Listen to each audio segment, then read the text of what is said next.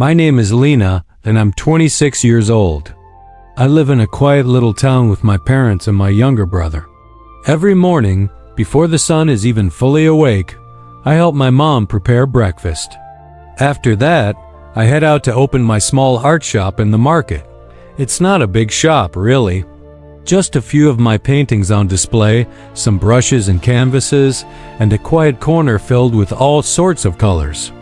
But to me, this little space is my entire world. When I paint, something magical happens. All my worries seem to fade away. My fears go quiet. The constant noise of the world just disappears. The brush moves across the canvas. The colors start to blend, and my heart feels light. Painting brings me a sense of peace that nothing else can. But not everyone understands that kind of peace. My relatives would often say, "Lena, painting isn't a real job. You're just wasting your time." Some of my old friends from school would laugh and say, "You're still selling those little paintings in the market? Look at us, we have real careers now." Slowly, their words started to get to me. At first, I tried to ignore them, to just brush them off. But after a while, I started to believe them.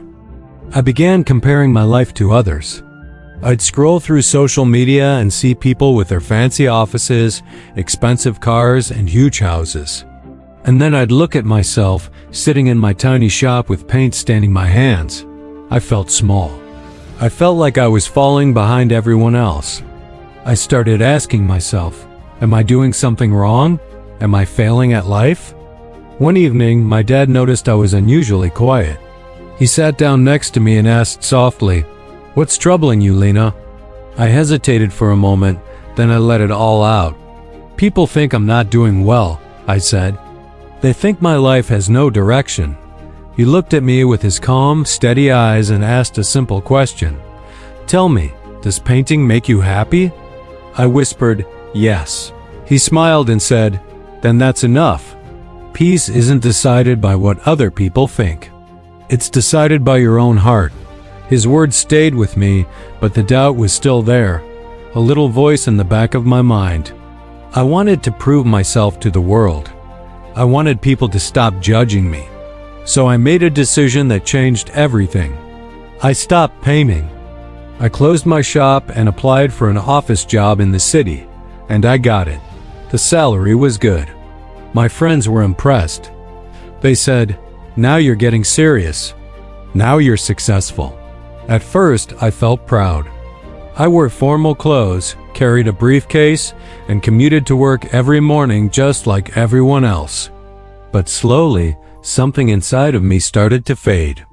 My days were filled with staring at screens, dealing with numbers, and working long, draining hours. I found myself watching the clock more than I watched my work. I smiled less. I laughed less. My heart just felt heavy all the time. I missed the familiar smell of oil paint. I missed the silence of creating something from nothing. I missed myself. One Sunday afternoon, feeling completely exhausted and empty, I went to the park. I just sat on a bench, staring at nothing in particular. Then, I noticed an old man sitting under a tree, sketching quietly in a notebook. I watched him for a while, and finally, I walked over and said, "I used to paint too." He looked up at me and asked, "Why did you stop?"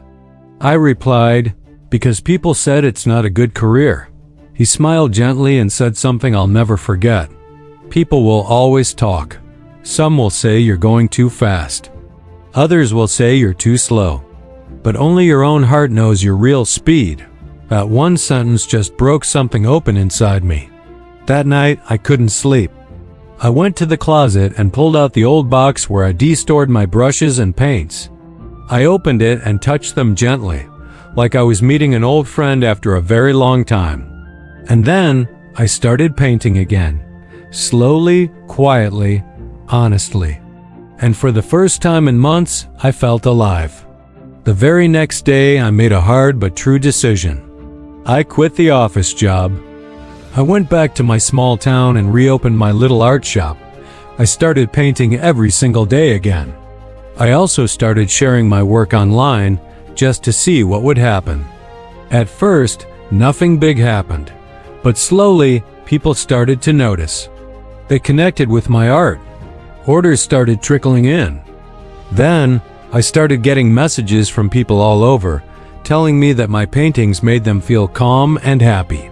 Today, my shop is still small, but it's full of color, music, and peace. I don't have a luxury car or a big house, but I wake up every morning without fear. I work without pressure.